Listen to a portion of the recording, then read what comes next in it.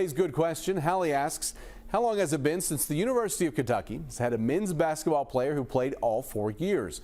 Well, there are 2 players on the current roster who've been here at least 4 years. Brendan Canada is a 5th-year senior from Clark County. Kareem Watkins is a senior from Camden, New Jersey. Johnny David was here 4 years. He graduated in 2019. But if you're looking at players who've been on scholarship for all 4 years, you have to go back a bit farther. Brian Milam tells me, not counting walk-ons, the last players to come to UK and play all 4 years were Dominique Hawkins and Derek Willis. Both played from 2013 to 2017. Both are from Kentucky. Looking at the recent history of the team, players who are good enough to play at UK but maybe aren't flourishing often transfer somewhere else where they can get playing time. Keon Brooks and Johnny Juzang are examples of players who had success at other schools, and others who are good enough to start usually enter the NBA draft after a year or two.